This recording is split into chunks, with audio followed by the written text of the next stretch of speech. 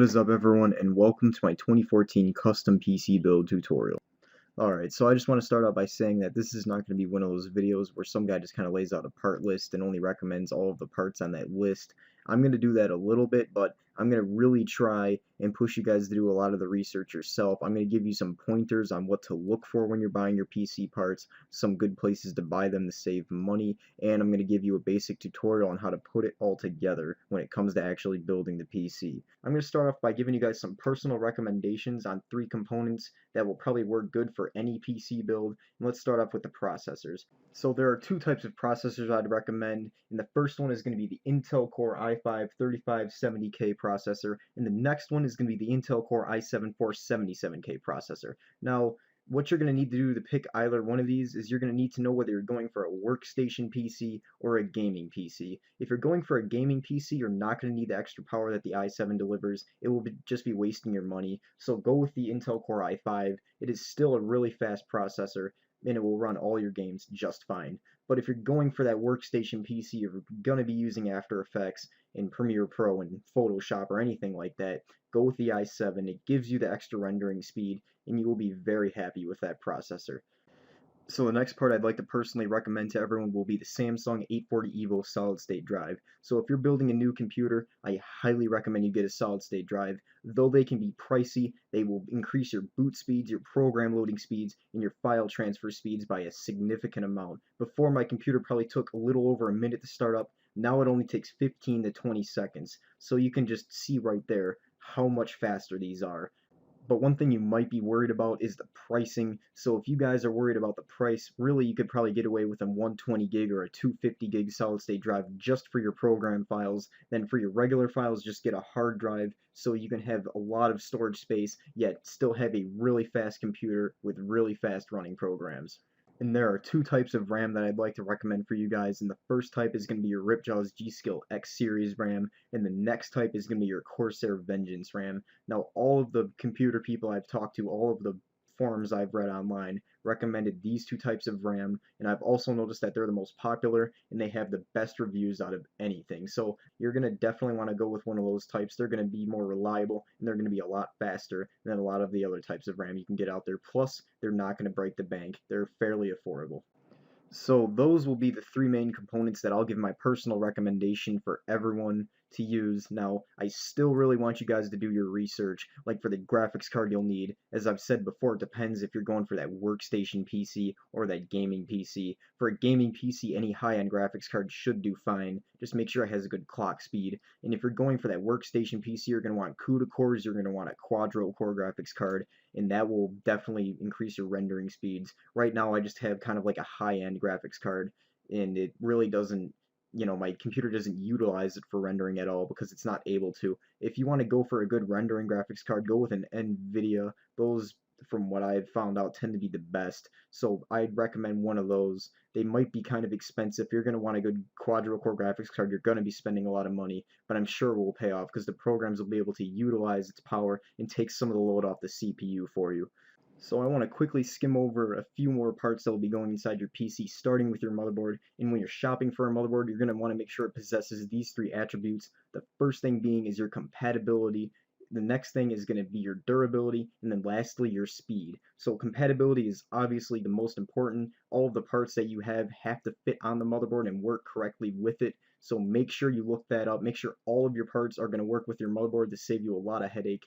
The next thing is going to be your durability. You're going to want a somewhat durable motherboard. Sometimes putting the components on can take a lot of force, which might damage a cheap motherboard. So I'm going to keep saying this. You're going to get what you pay for. Make sure you spend at least more than $120 on a motherboard so you can get a somewhat durable and reliable one. And the last thing you're going to want to look at when shopping for a motherboard is your speed. Now, the speed is important to me because I like my USB 3.0 slots. I want the 6 gigabytes per second SATA ports on the back, and you're going to want basically an all-around fast data transfer. So you're going to look for a motherboard that's fast, that's durable, and that's compatible with everything that you have inside your PC. So the next component I'm going to talk about is your power supply. So there are 3 important things to look for when buying a power supply. The first thing is going to be your wattage output. The next thing is going to be its efficiency rating. And the third thing is going to be all of the available cords that it has that will plug into everything inside the computer. It is very important to buy a power supply with more wattage than you need. I always recommend getting a power supply with at least 100 watts more than you actually are recommended for your PC, because it does wear out over time and you do not want your components to be starved of power. The next thing is your efficiency rating. You're going to want at least a gold or a platinum efficiency rating so you're not losing your full potential electrical output to heat or just inefficiency in general. So make sure it's an efficient power supply. You'll be utilizing more of the power that you're getting from your wall and not wasting it. The cables are the next most important thing, because if you do not have all of the right compatible cables for all of your components inside your PC, like your HDD, your SSD, your graphics card, and your motherboard itself, it's not going to work. So you're going to have to make sure that you have enough cables, but not too many, to where they will get cluttered and everything will be a complete mess. I prefer the power supplies that actually have cables that can just plug right into it. You can only plug the ones into it that you need, and that saves a lot of space and it saves a lot of mess too. So I recommend going with one of those. So the last thing I'm going to talk about is going to be your case itself. Now the case is very important because it's holding everything. So I kind of screwed up with my case. Don't get me wrong, I love the way it looks. I love the thermal gauges on the front. Those are really useful, but the case was just barely big enough and it didn't have great cable management on the back.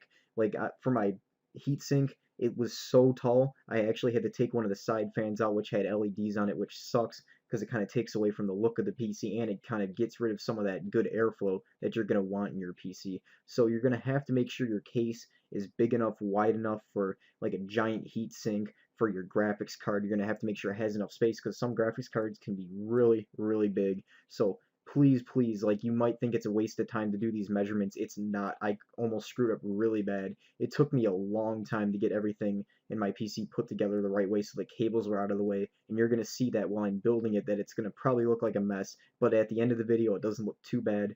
But there is just a few more things I'd like to talk about, and I'm going to start off with where to find the best prices. So I recommend two places when you're shopping for PC parts. The first place is going to be your large PC parts stores. Now I recommend those over anything because you can return anything that doesn't work.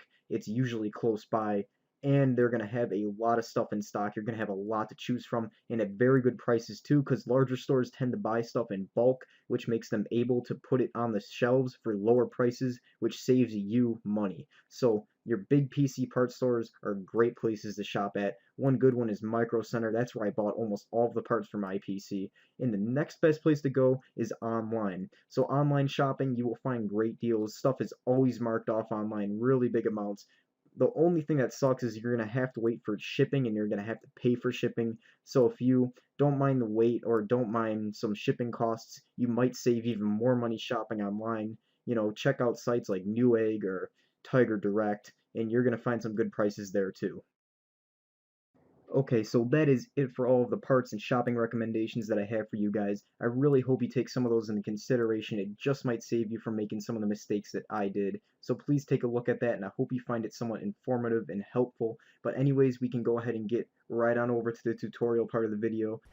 Alright guys, so to make this build a little bit faster and a little bit easier, you're going to want to start putting together your motherboard before anything else. So the things you're going to need to start putting together your motherboard is your RAM, you're going to need your CPU chip, and you're going to need your heatsink and all of its proper mounts and thermal paste. Alright, so the first thing you're going to want to put in is going to be your RAM. So what you're going to want to do is you're going to want to locate these 4 slots, and you're going to want to use the 2 colored slots, which are the furthest away from your CPU, to give you as much room as possible for your heatsink, which can take up a lot of space. So what you're going to do is you're just going to take the clips and just push them out like this on both slots, and you're going to see in the 4 slots there's going to be a little line there, and there's going to be a line right on your RAM, and you're going to want to match those up to make sure they're going inside the right way. What you're going to want to do is just press down with your thumbs and also push the clips up at the same time, and it should snap right into place like that.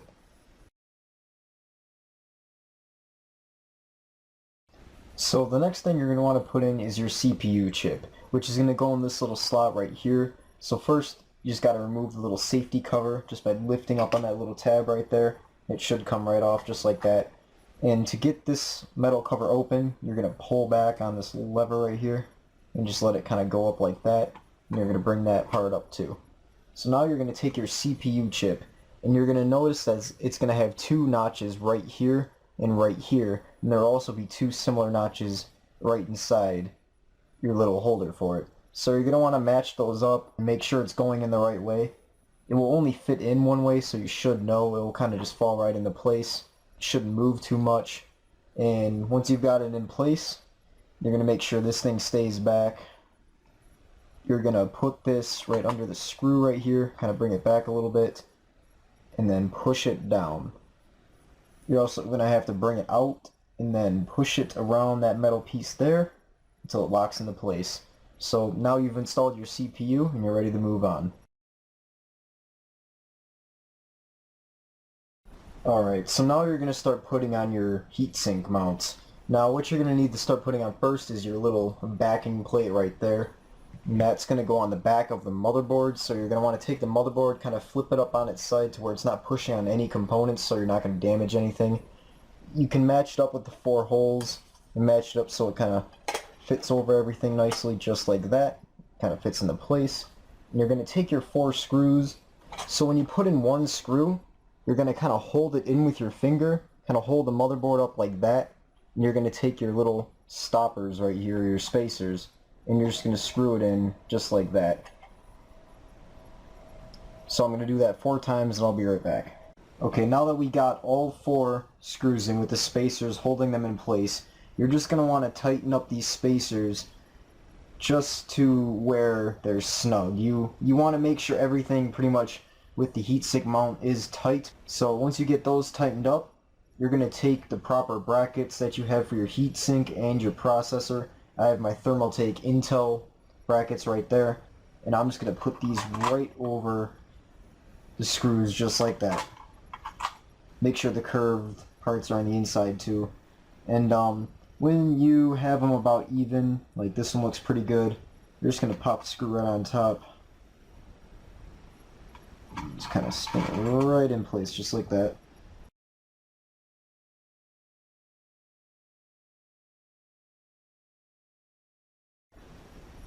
Okay, now that all 4 nuts are in place, what you gotta do is just kind of tighten these down pretty good too, to make sure your brackets are secure on the motherboard. Okay, now that the brackets are in place, now comes putting on the thermal paste. Now there is one way that you should put on thermal paste, and that is by putting just a very small amount in the middle.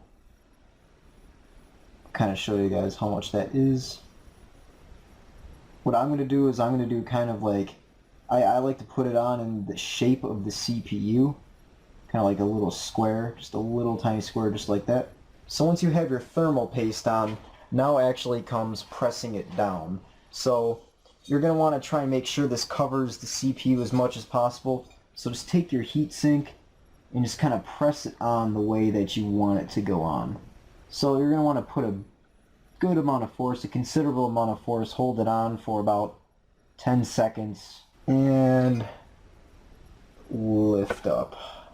So you're going to see that that's kind of spreading it out. Now, if you ever want to add just a small amount more, you can, just to make sure it kind of spreads through all of it. Okay, so I pressed and spread it out, the thermal paste, a little bit, and that's kind of what you're going to want, is that circle right there. It covers a good amount of the CPU, and that's going to help keep it cool. So next comes putting on your heatsink itself. So you're going to start off by taking your heatsink, taking your bracket right here, and just kind of putting that right in the middle to where it just fits right in place, just like that. Now you're going to take your heatsink, and you're just going to line up the screws to the holes they go to on both of the brackets that you put on earlier. Just kind of hand screw them in a little bit. And you're going to take a screwdriver or Phillips head, and you're just going to tighten each side down kind of at the same time to make sure nothing gets bent in the wrong direction.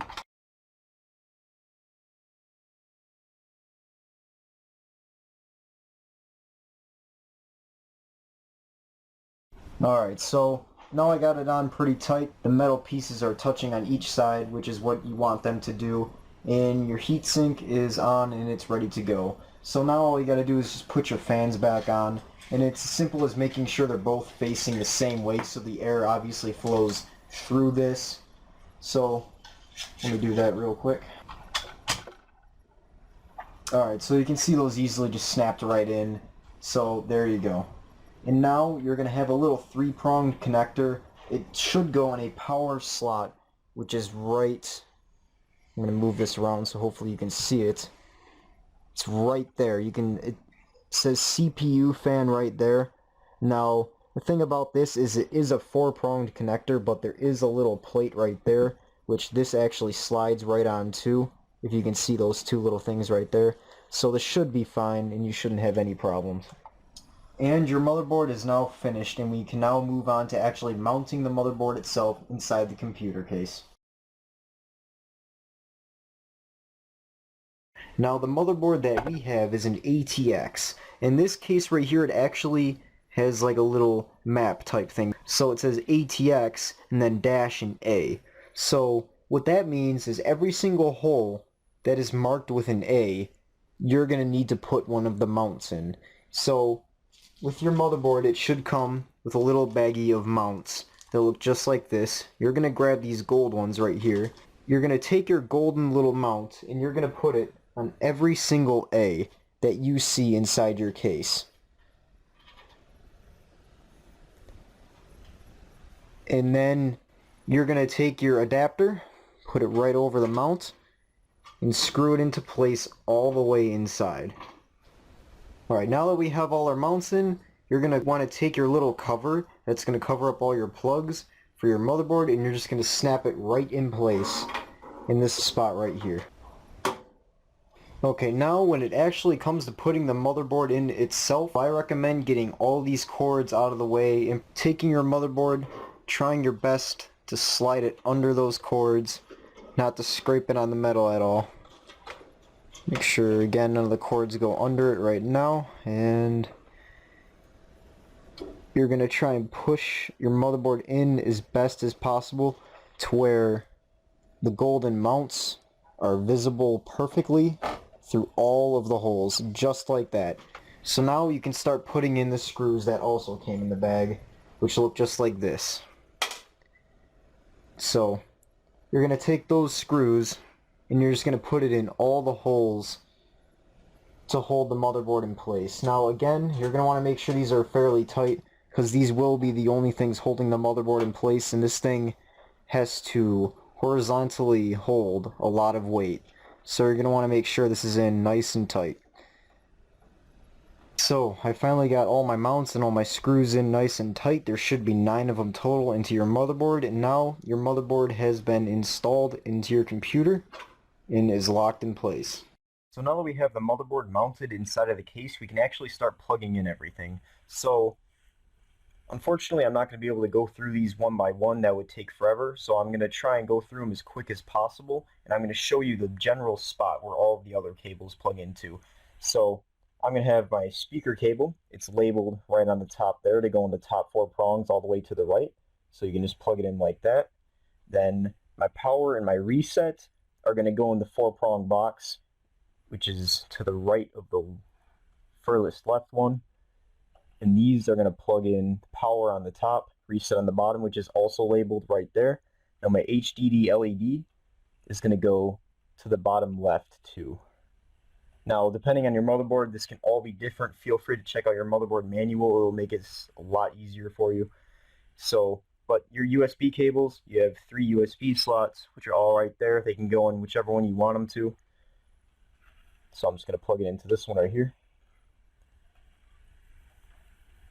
Okay. And then last, I have my HD audio cable, which is going to go in the slot, which is all the way to the right on this side. Alright, so now that I have all my basic cables plugged in, I can move on to putting the power supply in.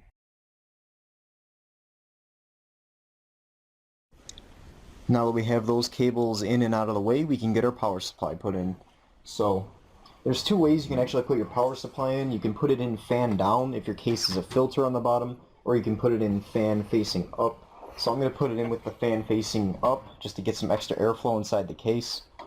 So it's going to be different with what holes match up depending on which way you put it in. So you just got to line it up to the correct holes that it goes in. Okay, so you're going to need your power supply screws to put these in, so they're all going to look like this. They're going to kind of have a hex shape on the top. So you can just screw those in real quick and then tighten them up with a screwdriver.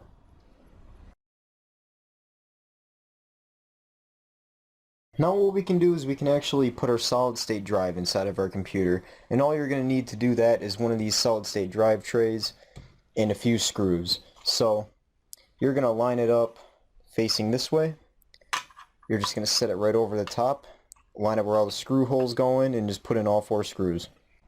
Now once you got it on the tray, putting your solid state drive into the PC is actually very simple. Just make sure you have a 3.5-inch drive bay. Just slide it straight back, then push down on it until it sits on one of the bays. Then you can take this thing right here and slide it to the right all the way, and then you push this little button down to lock it in place. So now your drive's not going to move anywhere, and you don't actually have to screw it in place because there's no moving parts and nothing can really happen to it. So now you're good to move on. Alright, now we can go ahead and plug our solid state drive in. So you're going to need your SATA cable. And what you're going to do is you're going to take the one with the 90-degree angle and just plug it right into the drive. Okay, just like that. And take your other end and plug it right into where all the SATA connectors go. Now we also have to make sure we plug in the power to our solid state drive, so you're going to have a cable that comes out of the power supply that has a little connector that looks like this. All you got to do is just plug one of these right into it.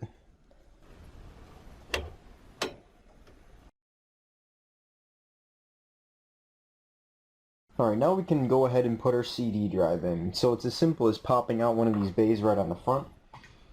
And all you gotta do is just take it and slide it straight in.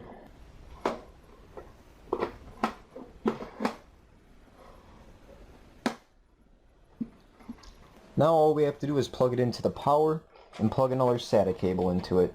So what I'm going to do is I'm actually going to take the power SATA cable off the solid state drive, rearrange it so this plug is coming right through the top, and I'm going to bring this plug back down to the bottom.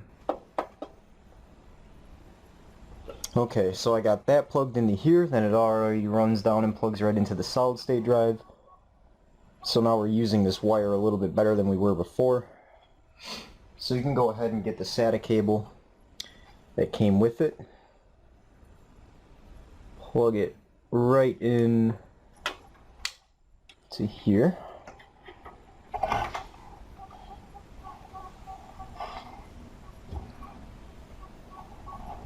There we go.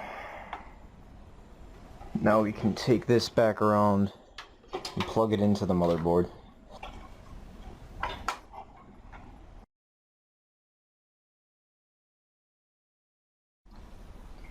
Okay, so we can finally install the last part of our computer, which is the graphics card.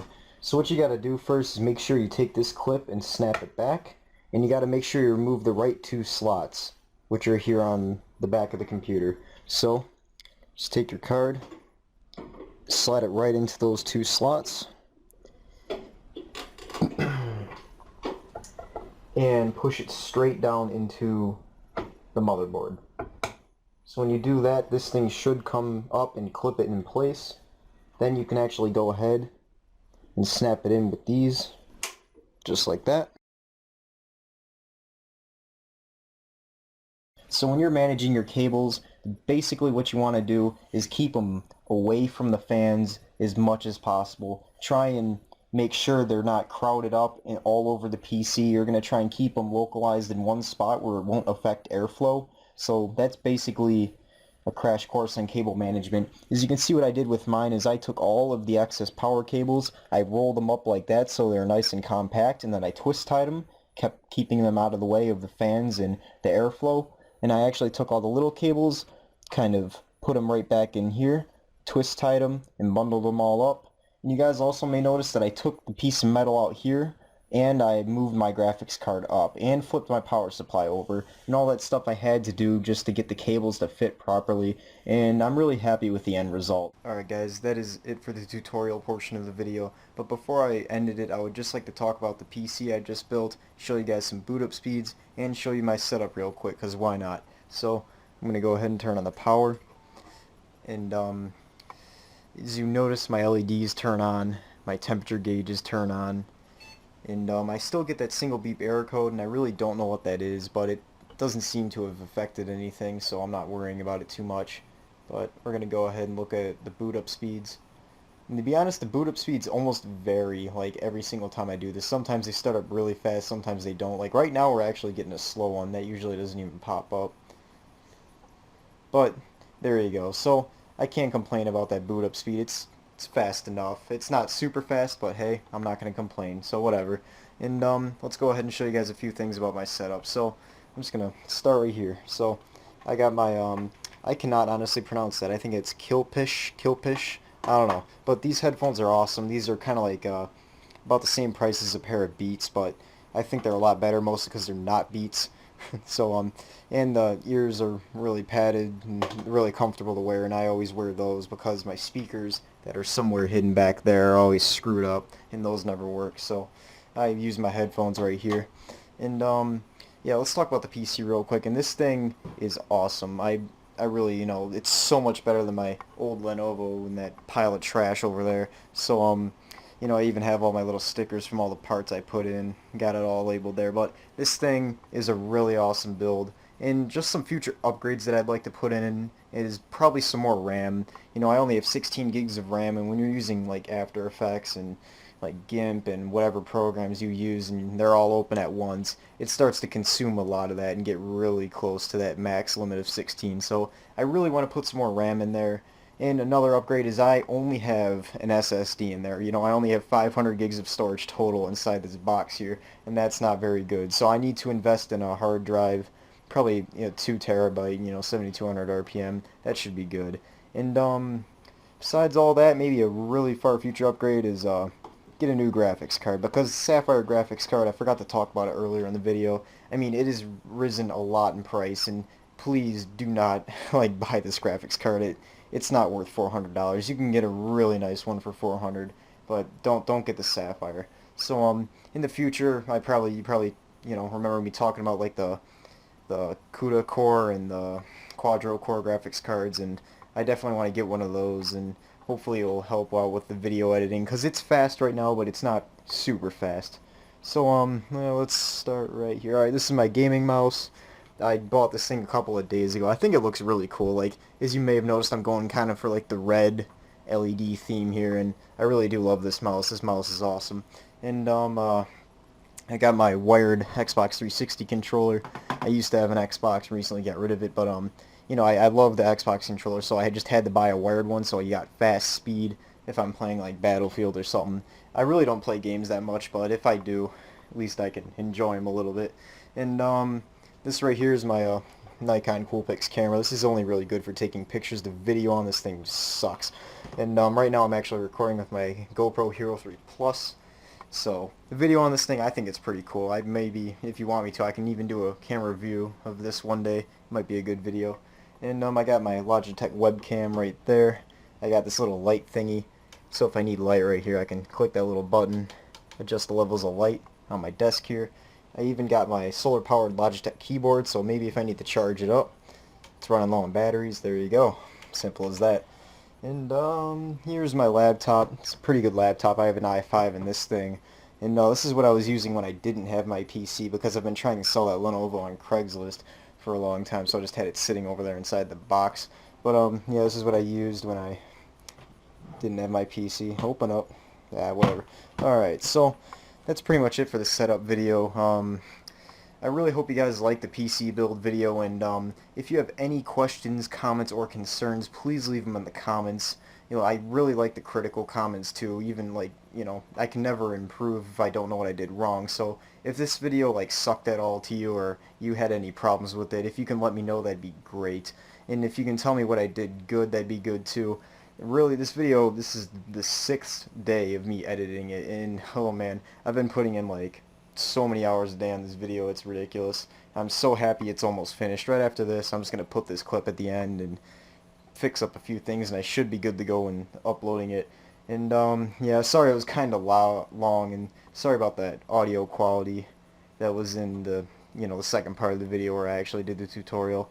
Like this, you're gonna be hearing that audio quality right now with the GoPro. It's not that great. I don't know if it's like the skeleton case it has on it, but who knows. Anyways, I'm done talking. I'm sorry. Thank you guys if you watched it this far. I appreciate that you had some interest in what I had to say. Thank you very much. I will see you guys later. Leave a like if you liked it, and peace.